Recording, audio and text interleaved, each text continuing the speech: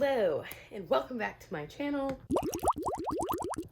In today's vlog, we are going to be hopefully getting through all of my NetGalley TBR. I currently have, 4 books that I've requested. They were all read now, so like technically I didn't have to request, I was just able to download them. I have 4 out right now, and then there's another one that I want to download once I finish the current ebook I'm reading, and I'm only halfway through it, so I should be downloading it tonight. And the plan here is to hopefully up my feedback ratio, because I made my NetGalley account 2 months ago, back in March, and I downloaded 2 books pretty much right when I created it, and then I requested one, and obviously I got rejected for said request. And then after I got rejected, I took it very personally, and then I ignored my account for 2 months. But I was trying to read both of those books. The 2 books that I had out were The Blackfire Concerto and An Italian Wedding Adventure. And unfortunately, the first 2 books that I tried, I did not love them. I did not really enjoy either. And over the 2 months, I was kind of trying to force myself to get through both of these, and both of them are around 300 pages. So realistically, I should have been able to easily read these, but I just could not get myself to pick them up. And specifically for, let's see, which one did I DNF first? An Italian Wedding Adventure, I DNF this one around 20%, mainly because it is supposed to be a romance, and it follows a couple. It's like a second chance romance. They were together 8 years ago for 5 months, and then they broke up because the female main character, Sophie, asked our male main character, Andreas, to marry her, but he's always been very much against marriage, and he said no, and he kind of laughed at her when he said no. And so that whole thing blew up. They've been apart for 8 years, but now they're coming back together because their companies are doing a merger, so they have to work together on this wedding, because it's like a destination wedding, and he works at a, I don't know, adventure company, and she's a wedding planner. So they're forced back together. My issue with this is that it was very clear over the 8 years that Sophie had very much been pining over this guy, and she is always thinking about him, even though she had a whole ass marriage and divorce in the interim. But she was definitely pining over him, and he was not pining over her. It just didn't seem like he really cared about her as much as she cared about him. And she was down bad for this man. And then being in his perspective, he was just yeah, we were together. And that shit was pissing me off so bad, because bare minimum, I want mutual pining. And if it's gonna be one-sided pining, it better be him. Watching this woman just be so down bad for this man, and trying to act like she's not, but making it so glaringly obvious that she is. And then him, it just felt like he had all the power, and I didn't like that. I really didn't like it. I was not enjoying it at all. I tried looking at other reviews, same sort of thing, and I didn't even get 100 pages into this, but I did have to DNF it. And then the other book, The Blackfire Concerto, that's a fantasy horror. We're following a main character, Ursel, who's 13, which I didn't know when I started it, which if I had, I probably would not have downloaded it. But she's 13, and she's basically a prisoner on this ship called the Red Empress. And one day, another girl comes on the ship, and she kills everyone on board and takes Ursel with her, because she's trying to find her sister, who is a ghoul, who are these undead creatures now, I think. And then people in this world can eat ghouls and gives them immortality, supposedly. I don't really know. This world wasn't really explained very well. You're just kind of told things, and nothing is explained further than that. So I really didn't understand the world. I didn't understand any of the creatures. I really didn't understand the magic, which was based in music, because Alyssa, who's the other girl, could play her pipe, and then she could control people, or it would I don't know, control other things. It was not explained very well at all, and I was just having such a hard time following. And then also part 1 was interesting when they were on the Red Empress and she was breaking free and killing everybody. Part 2 is where things started to slow down. I just started to not care, and then also I wasn't getting any explanation. So I tried. I got 42% into this one, so I had to DNF it. I gave up on both of them. But luckily, the reason I spent so long trying to get into both of these is because I didn't know that I could DNF books on NetGalley. You can, which I found out. I did some research. I went on a TikTok, because I just could not force myself to get through these books. And I found out that for anyone who wants to know, who has a NetGalley account, you can DNF books. You do have to say when you DNF'd it and why you DNF'd it. And there is a NetGalley article that I'll see if I can link down below, if I remember. But you have to, like I said, why you DNF'd it, when you DNF'd it, and then also maybe try to still kind of give a recommendation as to who this book could work for, even though it didn't work for you. So you don't have to force yourself to finish. Thank God. So I did DNF both of those. I wrote a review for both on Goodreads, and then I submitted that review into NetGalley. And now I've got a whole new set of books I've downloaded that I'm ready to read, that I'm already enjoying so much more. And one book that I've already started and finished yesterday that I want to talk to you about was I got the sneak peek audio of Bury Our Bones in the Midnight Soil by V.E. Schwab. That was very good. And it was on Read Now, which I was so shocked by. I was like, that can't be right. I thought it was wrong. I didn't even bother trying to request the full one because, like I said, my feedback ratio is shit right now. It's based, I think right now, after with everything downloaded, it's at like 30%. Before it was at 0. So, you know, we're getting better. But they had the first 12 chapters on audio, so I listened to that yesterday. It was like a 3-hour audiobook, and I listened on 2 times speed, so I got through it in a little over an hour. It was very good. We were following 3 perspectives, Maria, Lottie, and Alice, and within those 12 chapters, you really don't get much of Alice, and you get pretty much nothing of Lottie. I think there's like 1 chapter from her perspective, but you mostly get Maria, and her perspective was so interesting. Like, I loved being in her head, being in her mind. I just loved how it worked, and I'm very excited to see where her plot line goes, because I'm thinking it's going to be really good. And I don't know, it's good. Like, and I'm pretty sure it's, from what another review, I think this book is supposed to have like queer vampires, I think, which are 2 things that I love. So I'm definitely excited for this book to be released. It comes out in like 2 weeks from now. This video will probably be posted by then, so Bury Our Bones in the Midnight Soil should be fully out, and hopefully I will have read it by then. We'll see. I think I'm gonna pre-order the audiobook because I was really enjoying the audio version of this. So that's one already checked off. We've given feedback. So those are 3 books that I was able to give feedback on. That's where my like 33% is at, or something like that. I don't know exactly what the percentage I have for right now is. But the next book I started last night is My Name is Paul by Drew Huff. This is a cosmic horror novella, and it's so incredibly weird. Because we're following our main character, who is this like insect like alien creature who is called a mimic person, and they can mimic other things. So he found Paul like dead one night, and he was able to mimic him, and he like became Paul. So, you know, he took over his job, he's living with his wife, and he's like taken over his life. And at this point, he is convinced like he is Paul. He will not acknowledge the fact that he is this like bug-like creature thing. And like there are other mimic people as well, and he like won't acknowledge them. He doesn't really want anything to do with them. He's like, no, I'm Paul. They have like insect people names, and he's like, that's not my name is Paul. Like, that's my life. Like, stop trying to tell me that I'm this other person, I'm Paul or whatever.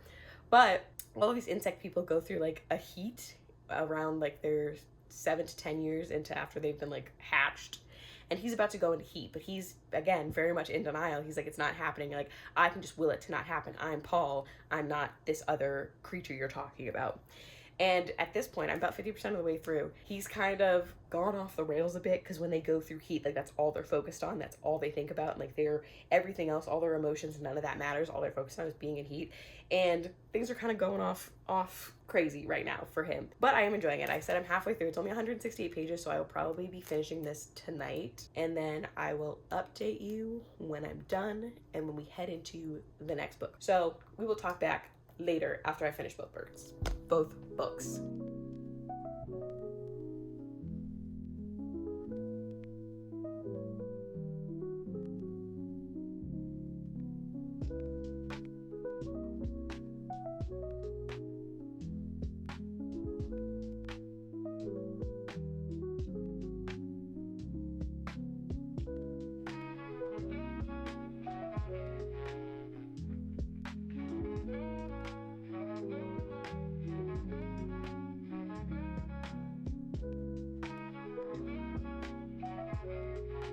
Alright, so I just finished My Name Isn't Paul.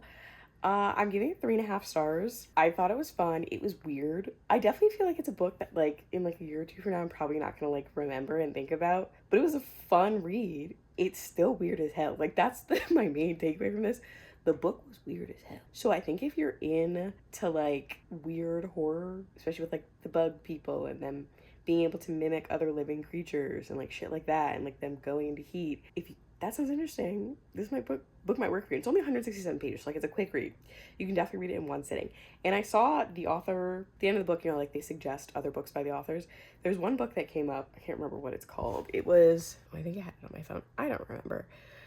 But it was a sapphic horror, and it kind of has somewhat the same premise. Not really, but like the main character is called the Fisherman, and they've been like forced into this woman's body, and like they have to like maintain that form. And I guess the other lead, Queen Isabel, wants to use them for something, and now they start this like really toxic relationship.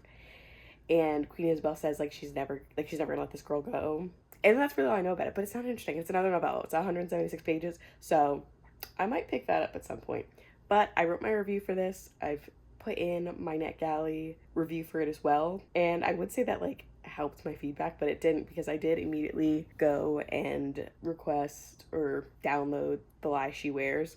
So right now my feedback score is at like 50% because I've been approved for 8 books and I've only given feedback on 4. So I've got to finish this. I'm probably going to start this later and start one of the audiobooks. Which one do I want to start first? What are my options? I've got a romance and 2 historical fictions. I think maybe I want something, I don't know if I want like the sad historical fiction, because the Starlet seems like a fun historical fiction. So I think I'll read that next, or maybe I'll pick up the romance. I don't know. We'll see how we're feeling. But yeah, that's my thoughts. I don't really have many deep thoughts on My Name Isn't Paul. It was a very short read. It was a very weird as fuck read, but I had a decent enough time with it. So if any of that sounds slightly interesting to you, give it a shot. Like I said, it is available for read now on NetGalley because it's not technically published until November. I'm not sure the exact date. I'll put it up on the screen if I can find it. So if you're interested and you have a NetGalley account, go grab it. And you don't even have to be like a reviewer technically on NetGalley to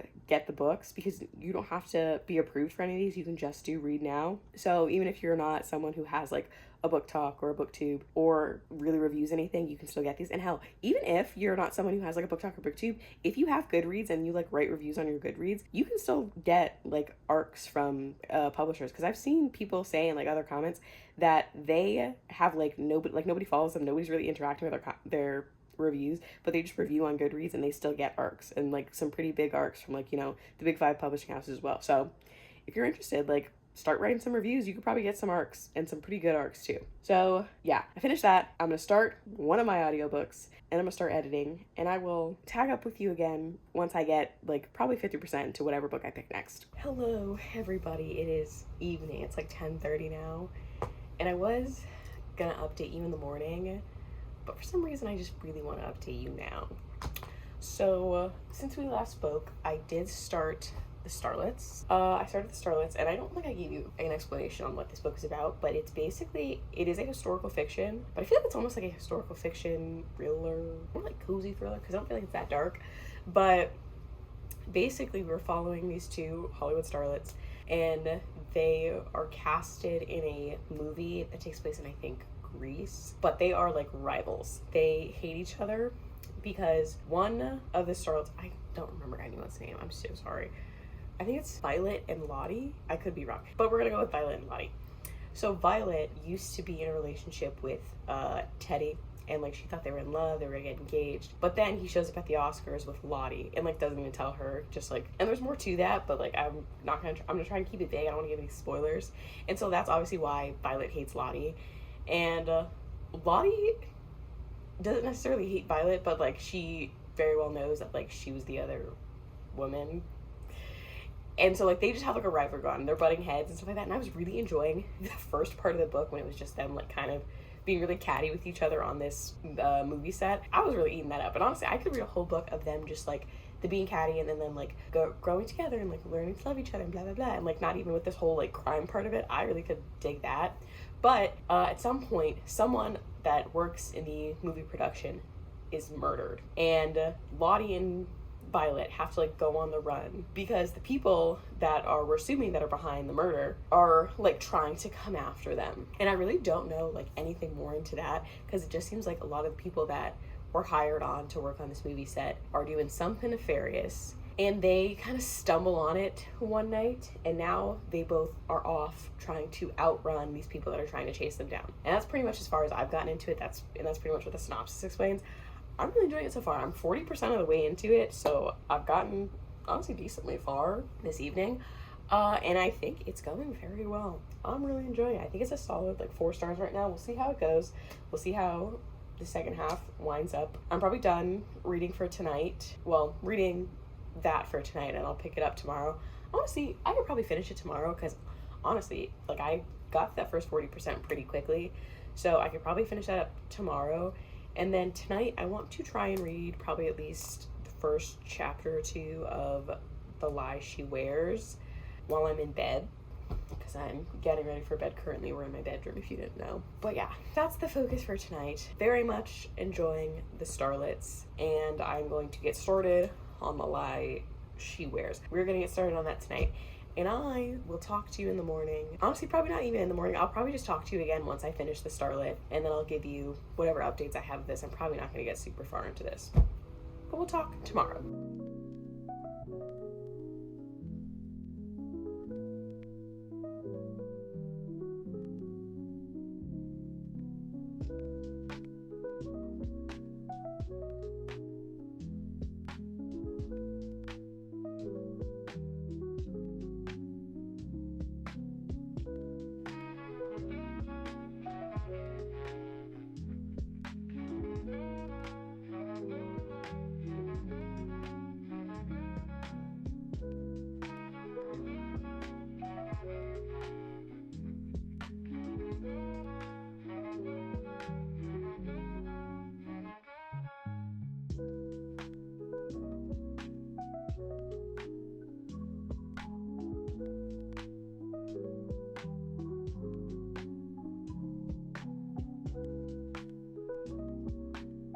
I have finished the Starlets, and I feel like I'm sitting on like a 2.75. I don't know, because I definitely will say I think I enjoyed the first half of this book more than the second half, because the first half really was just focusing on them like on this movie set and like their rivalry, and I thought that was really interesting. And I liked throughout the book there were moments where you see them getting closer, and by the end of the book they're obviously friends.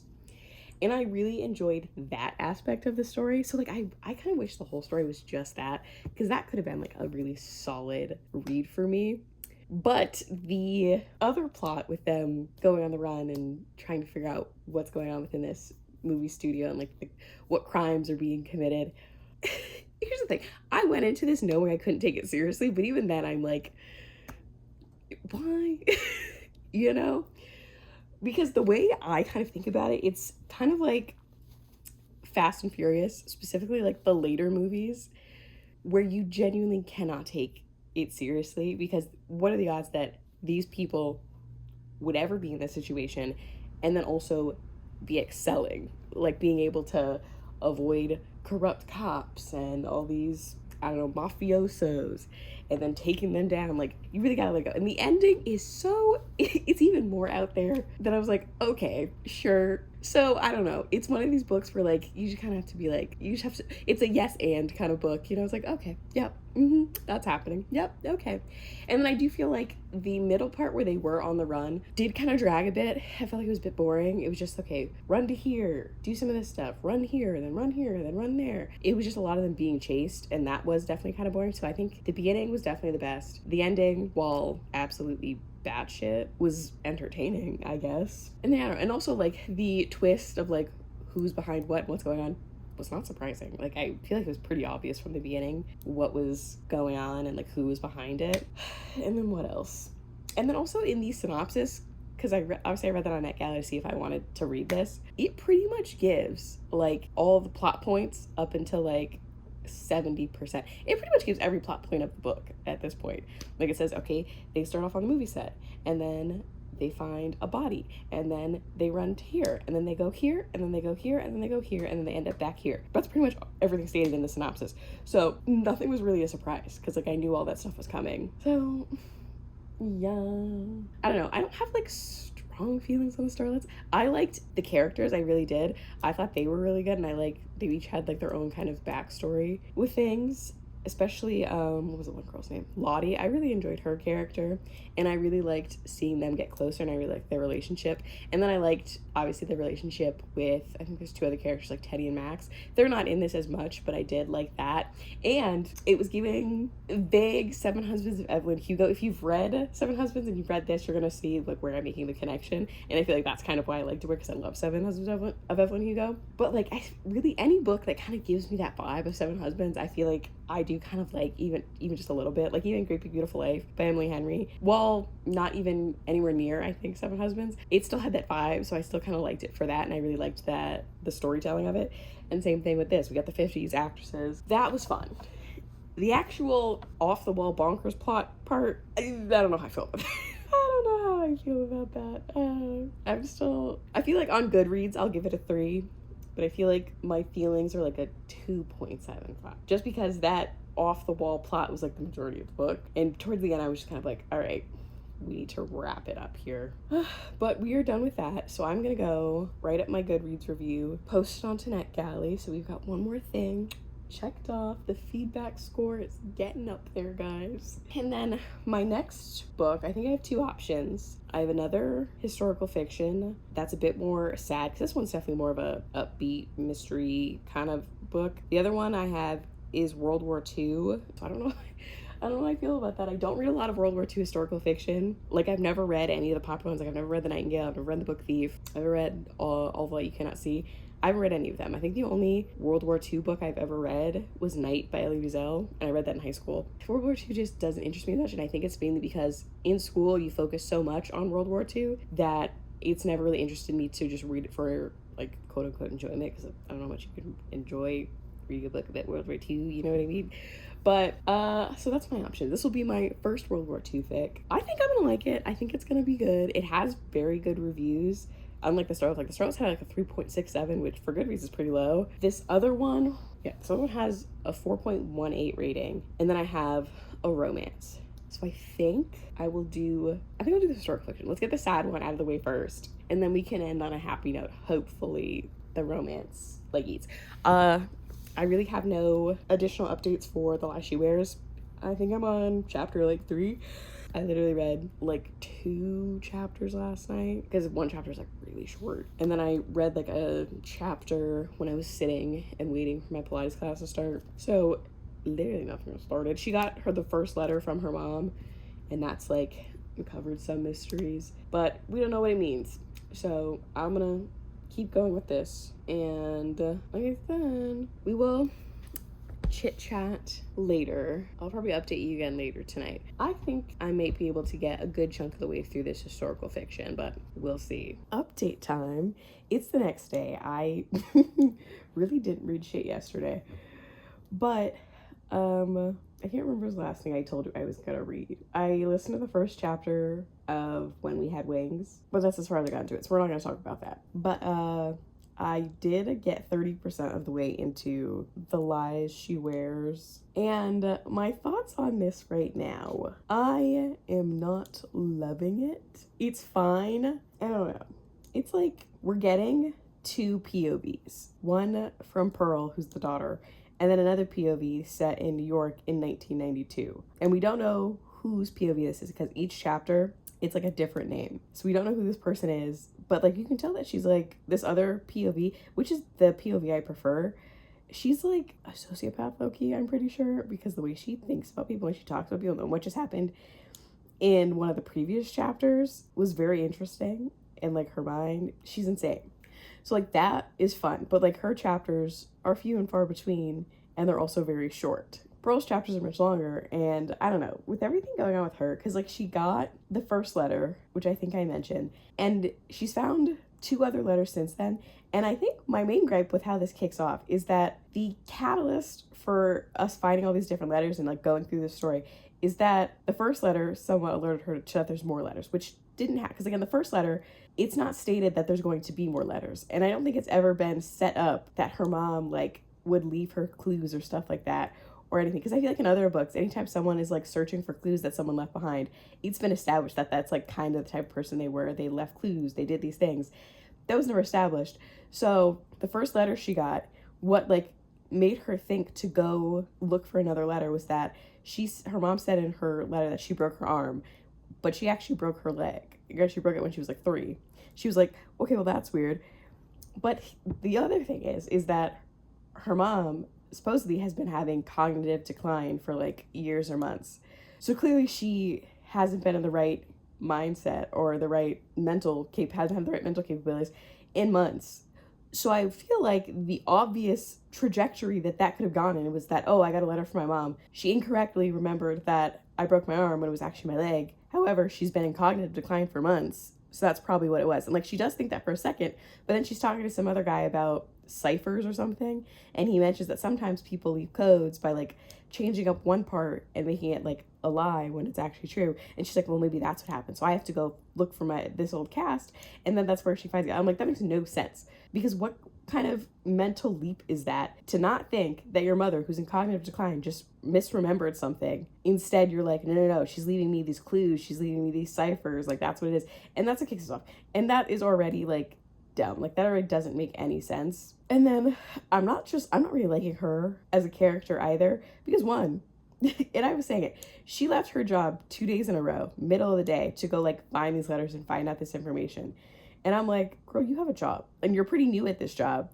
You can't just be dipping out every day with no permission and just leaving. The more I talk about it, the more it's actually annoying me. I don't know. But like I said, the other POV, interesting. Her POV is not interesting at all. And I just find her irritating because like there's another character who like was her mom's caretaker towards the end of her life. And she like has so much disdain for this woman. And to an extent I understand, because her mom died supposedly in a car crash. And she's like, she's upset because she's like, you never should have let her, that's what she's thinking, she shouldn't have let her drive this car. So she's just being kind of a bitch to her, a passive aggressive bitch at that. And it's so annoying because this other woman is so nice. Whether or not she's actually nice, and maybe, who knows, maybe that's going to be a twist later on where this woman's like an awful person. I don't know. But at this point, she's being so nice and she's being such a passive aggressive asshole to her. And it's irritating the shit out of me. But yeah, I'm going to be honest, if this wasn't a NetGalley arc, I would DNF it. And I know I've already DNF'd 2 already, which is why I don't want to DNF a 3rd one. But I don't know, because I actually genuinely looked it up. I was like, can other publishers see your reviews of books? They can see your average rating, which right now it's not high, because I gave the 2 that I DNF'd, I gave 2s. If I DNF this one, I'm probably giving it a 2. And the other one I gave a 3. So my average ratings are quite low, which I don't think helps in my quest to get approved for arcs. But here's the thing, but my thing is like, if I continue on with this, am I gonna like it? I don't know, because usually the twist is what makes or breaks. So even if I'm like kind of annoyed at this point, the twist could eat. But I'm only like 100-something pages in, and I'm already so over Pearl. I've highlighted so many things that I'm like, that makes no sense, that's dumb, why are you doing this? And I mean, like, it's not bad by any like, it's not bad, but it is just really annoying me. And for some reason, I thought this had like a decent Goodreads rating when I first looked at it, and I'm pretty sure it did. I feel like it had like a 4 point something. But then when I went back on today, it had a 3.9. Granted, 2 other people had put in reviews, because there's only like 10 ratings on this. There's not many. I don't know, it's not going well. And my issue is I feel like I want to look up reviews, but I feel like if I look up reviews, I will either A, get spoiled, or B, if someone says, oh yeah, I'm really disliking this thing, it's really just going to send home that, yeah, I don't like it either. And that's all I'm going to be able to think about. And it's going to make me like dislike it more. But I don't know.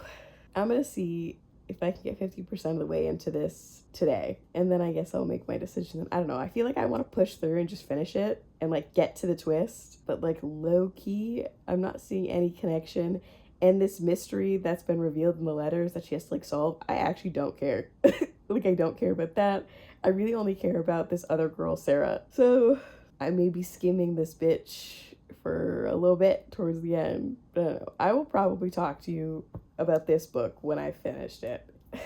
Hopefully it gets better. I'm hoping it picks up and like I really enjoy the twist.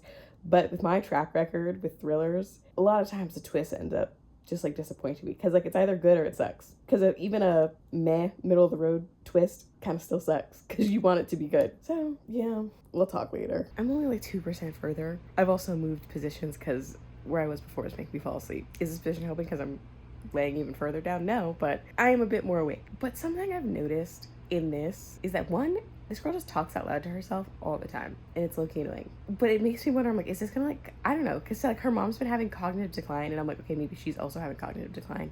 Maybe that's gonna be the twist. Maybe that's what's coming back.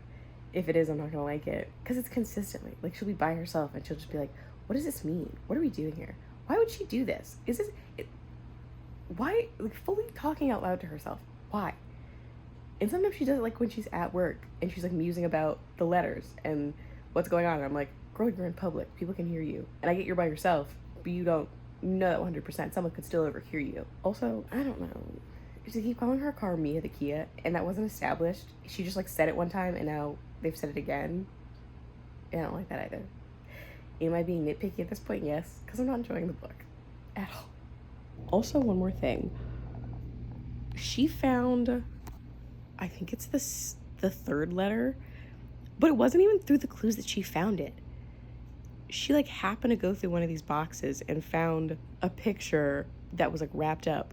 And then she chucked the picture and it like broke or like it dislodged something. And then she saw the letter peeking out of it. And she was like, oh, there's the letter. Which makes no sense because I'm like, what are the odds that while she's going through all of this shit, she just so happens to finally go through her mom's shit, find this thing that she unwraps, chucks it, damages it, and that's what shows the letter.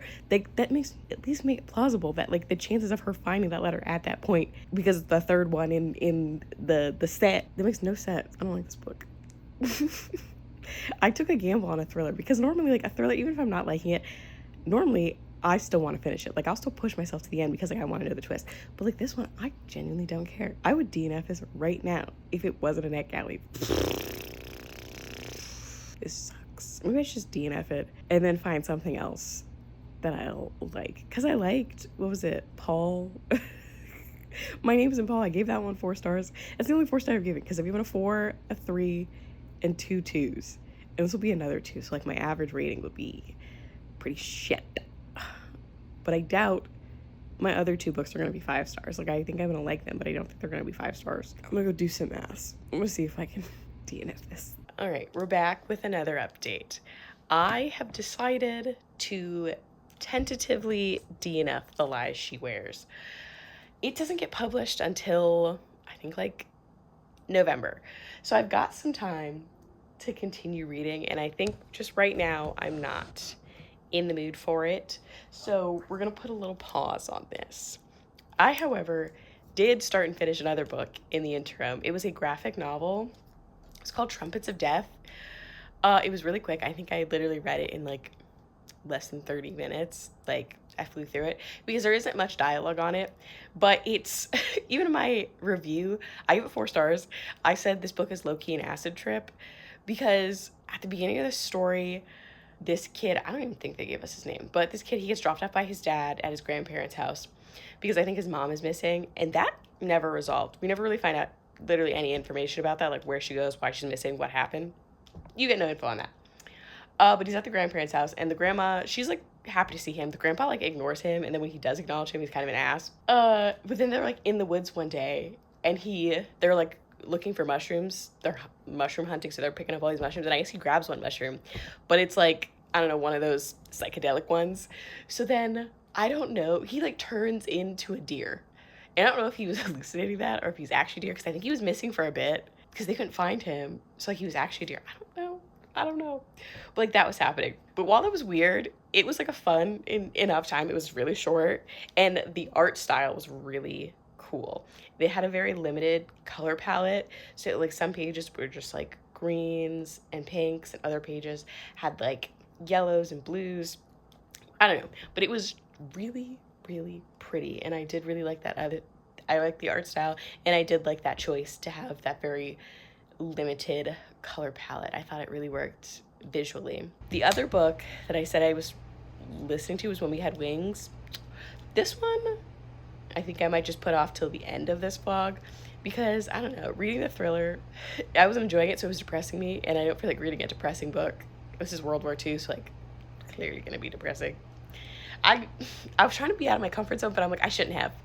I know I don't really fuck with World War II historical fiction, but it has such good reviews, and it's by an author that I'm also interested in reading. So I am gonna read it at some point, but I'm just very much not in the mood for it right now. So I think I'm either going to start Love Unscripted. I'll probably just start Love Unscripted because I said I was gonna download something else, but like if I just keep adding shit, this vlog's gonna go on for literally fucking ever. So I'll probably just start Love Unscripted, and if I read something else, I'll let you know, but it probably won't happen.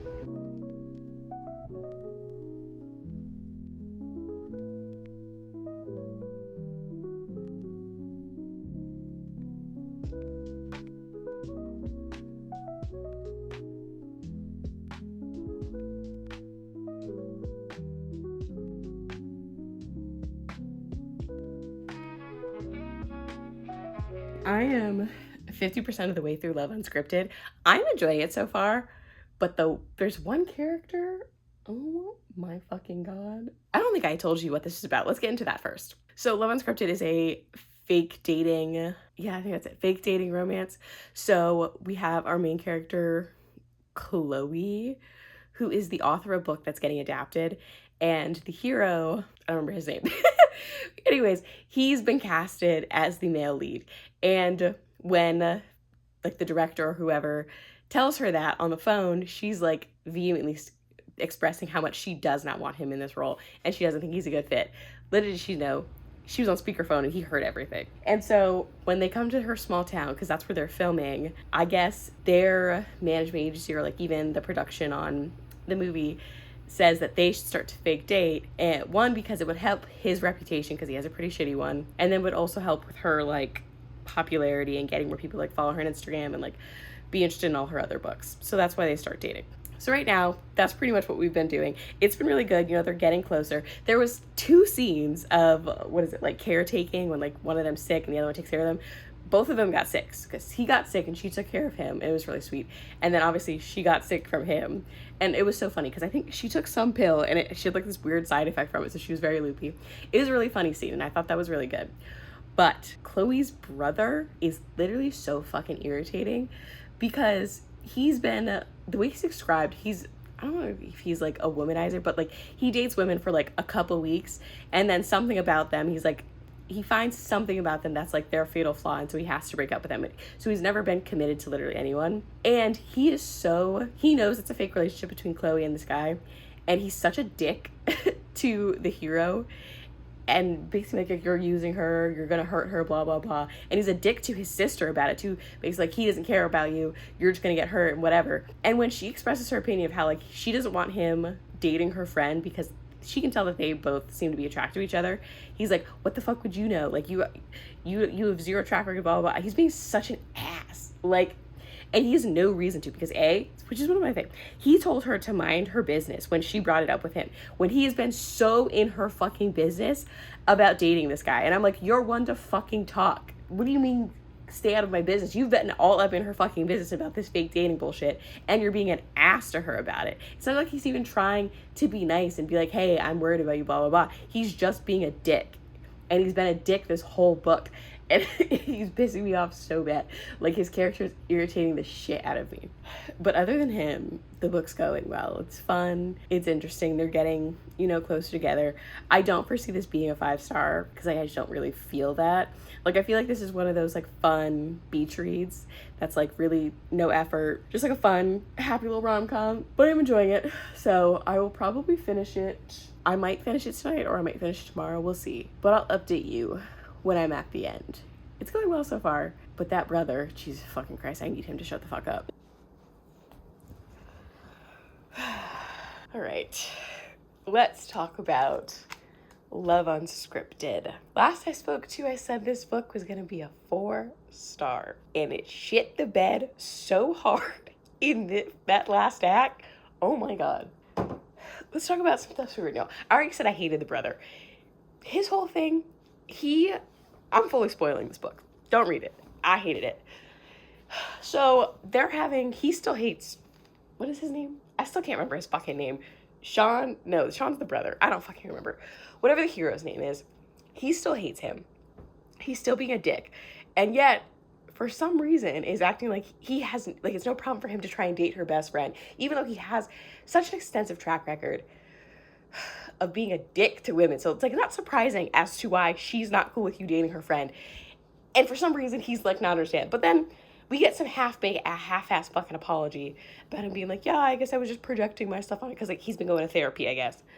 But in this latter half, their parents, the heroine's parents, were married, but come to find out the father was already married, so like he was a polygamist, and nobody in town like ever knew. They just like dissolved it.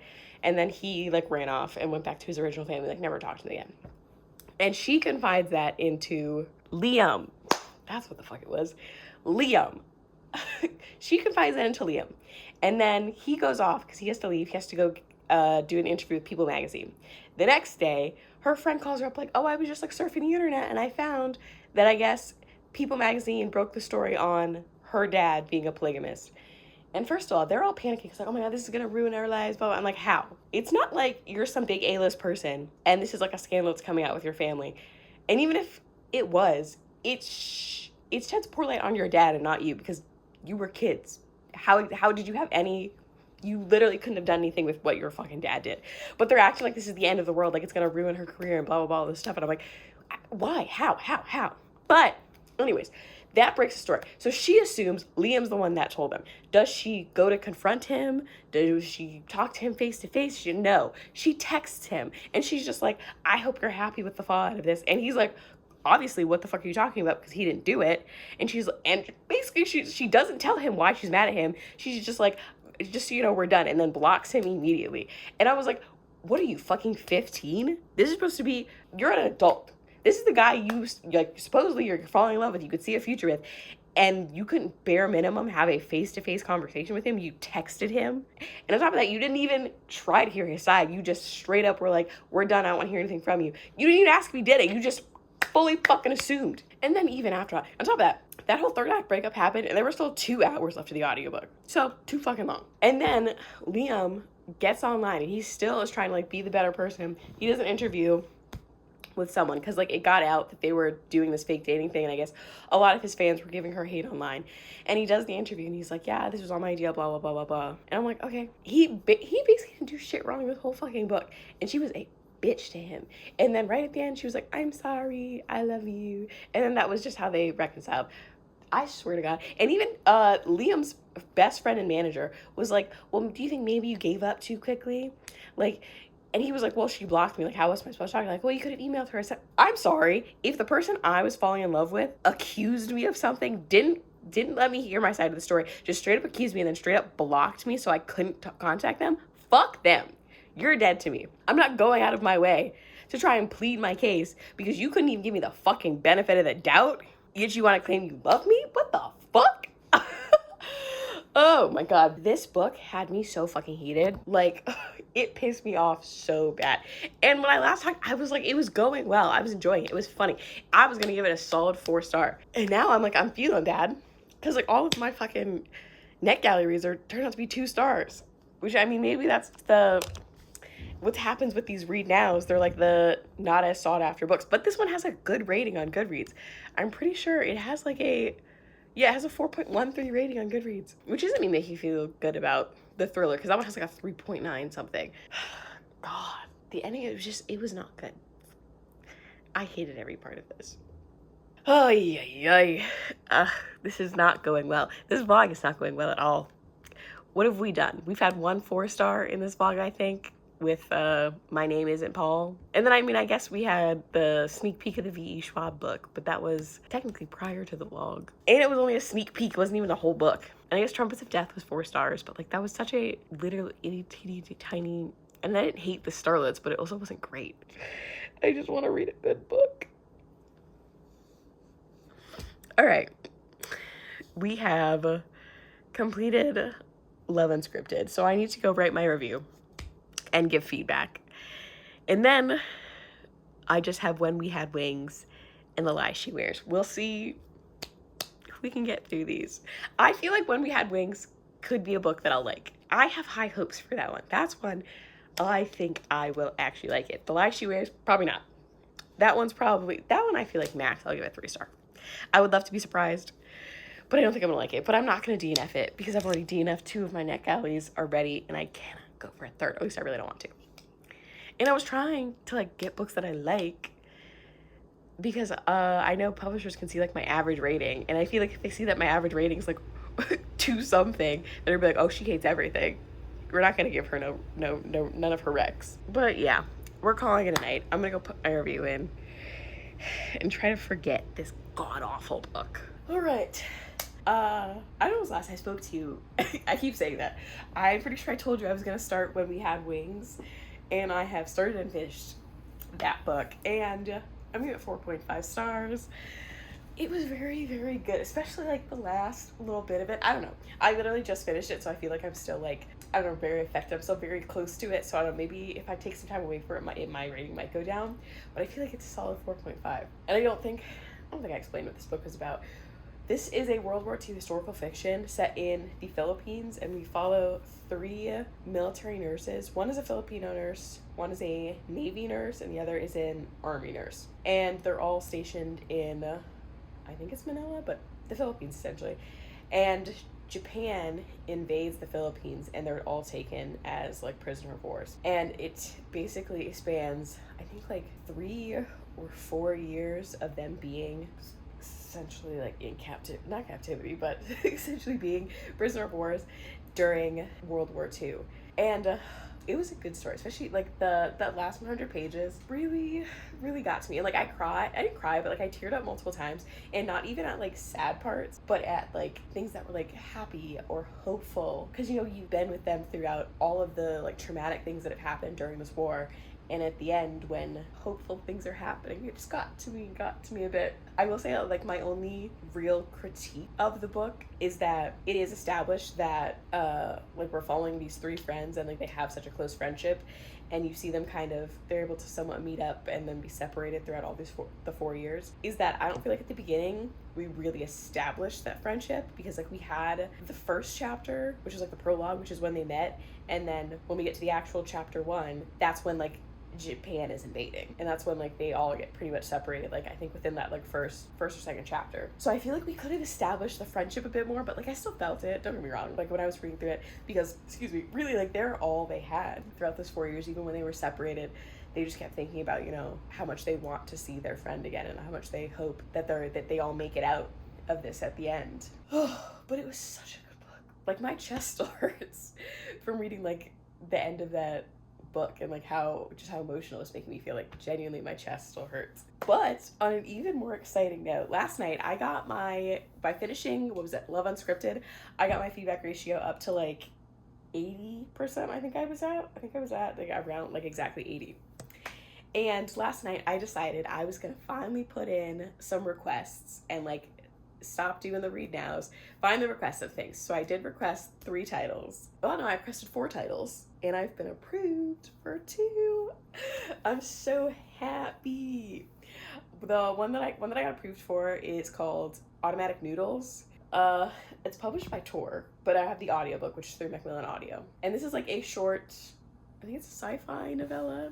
I don't think it's considered fantasy. And it's like a cozy sci-fi, because these like decommissioned robots set up a noodle shop in town, and they're just trying to like have it thrive. I guess some people or someone is like conspiring and like putting out bad reviews for them, maybe trying to get them shut down. But that's what they're trying to do. Yeah, it's a sci-fi novella. How long is it? It's only 176 pages. Audiobook's about 4 hours, and I was approved for it. Love that for me. And then I was also approved for, what the hell is this other one called? The Bone Raiders. And that one is from Orbit. And that comes out, I think, in like August. That's definitely like not gonna be in this vlog, because I'm trying to have this done by like the end of the week. And I still need to finish The Lie She Wears. I'm in a bit more of a mood to actually finish that now than I was yesterday. I could not have kept reading yesterday. I was already over it. But I'm feeling a bit more like I want to read it. Automatic Noodles might be a part of this. We'll see how long this vlog is getting, because I feel like it's getting hefty. And like I said, we still have 1 more book to read. But that's pretty much all the update I wanted to give. I really enjoyed When We Had Wings. Will I continue to read World War II historical fiction? I don't know. I will say it did make me really want to read The Nightingale, so I'll probably give that a chance. The other ones, we'll see. But The Nightingale, I think I'll give a chance, because I did like the relationship between the friends, and I think the relationship, like the sister relationship in that book, I think I'll really like as well. So that's that on that. I will chit chat with you whenever the hell I finally get through The Lie She Wears.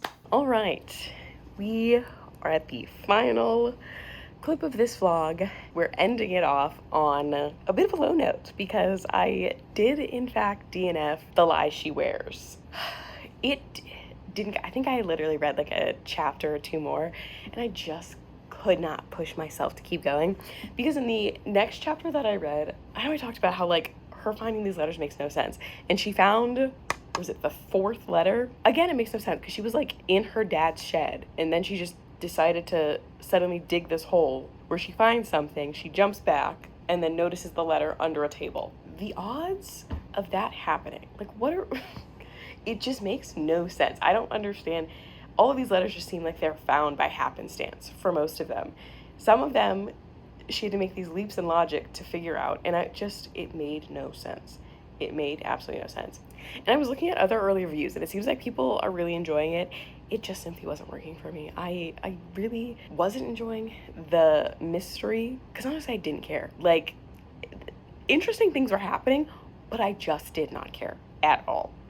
And like I said, there's another POV. That one is so interesting. Like, if the whole book was just that, or if it was more of that at least, I probably would have pushed it through, because that section really had me locked in. I thought it was so entertaining and so interesting. And really, I had no idea what was going on with that. And honestly, I was very interested to figure out how that plot line was going to play out. But I just did not care enough to want to push myself through and keep reading through Pearl's chapters, because it was so annoying. And even, I know I mentioned it, but like, genuinely, her talking out loud to herself was also annoying. Someone else mentioned that in one of their reviews too. They're like, she kept doing it. I'm like, it makes no sense. We literally are in her head. We can hear everything. We can read everything she's thinking. Why is she verbalizing everything out loud? And she did it again in the last chapter. And I was like, why do you keep just saying these things out loud? Because it's not even like she's just saying one-off things. Or like, you know, sometimes you chit-chat to yourself. Like, I'm basically talking to myself right now. I'm talking to camera, but I'm alone. But still, like, she'd be piecing these things together, and she would just say these random things out loud. I was like, why are you doing that? And in my review, I wrote, maybe all of these things could be tied into the twist. Like, by the time I get to the end, maybe it all makes sense, but I just did not care enough to push myself to get there. I didn't. Nothing interesting enough was happening to make me want to push through all of the irritation I was already having in this first 30% to want to get to the end. And even still, the book's like 320 pages, and I got through 35%, so I got over 100 pages in. I think that was more than enough time to see if I liked that book. 100 pages, that's a fair chance. I'm giving up on it. So yeah, that is unfortunately the last video of this vlog. We did not have very many bangers in this one. I will say, when we had wings, that one ate. And then also, I mentioned I got approved for 2 other arcs, and I have finished one already, so I guess we'll talk about that one. We'll add that one in, because I did enjoy that one as well. We're not going to end on a super low note. I got an arc for Automatic Noodle, which is a sci-fi novella. It's a cozy sci-fi novella, and it's about these group of robots that decide to open a noodle shop in, it's like the near future. It's like 2060 something in California, and I think California has like annexed from the United States, because like they just got out of a war between California and the United States, and now they're just left behind, and so they're running this noodle shop, and they're not technically supposed to, because like robots aren't supposed to like own businesses and run businesses, but they're kind of trying to, you know, run it covertly. But someone in the area is a negative review bombing their noodle shop, and it's, you know, taking their score, and they're trying to figure out who's doing it and also survive past all these negative reviews. And honestly, it was fun. And honestly, I honestly think the author was also really able to get me to care about each of the robots, because they each kind of have their own little backstory of like what happened before they all came to this noodle shop, and I thought it was really sweet. I cared about these robots, I cared about the story, I cared about the noodle shop, and honestly the description of the noodle sounded really good too, because you know me, I love a noodle. I love any sort of noodle pasta variation, and everything that was described in this sounded really fucking good. And it was super short. I think it's like 170 pages. The audiobook, because I got the audiobook version through NetGalley, was 4 hours, and honestly it was really good. I enjoyed it. It was a short, fun read. I gave it 4 stars. I had a good time with it. That's everything for this vlog. It had its ups and downs. I had a lot of misses. I had a few hits, which is nice. I think I did actually find out that I do like World War II historical fiction, because When We Had Wings was great. So I definitely am more open and willing to reading some more, especially like The Nightingale. I think I'm going to read that one very soon, because I don't know, like I said, the dynamic of the like female relationships in that really makes me kind of want to read that one, because that one has like a sister relationship. So I guess maybe, you know, silver linings, I find out that I do actually really like World War II historical fiction. So hopefully I'll read more of those in the future. But I think that is it for today's video. Thank you for coming along with me on this somewhat chaotic vlog. And hopefully in the future I can get more arcs, y'all can get more arcs, and we can be reading some highly anticipated reads. and not get denied rudely, because I take those shit personally. But yeah, thank you guys for watching. Please like, share, subscribe, and I'll see you in the next video. Bye.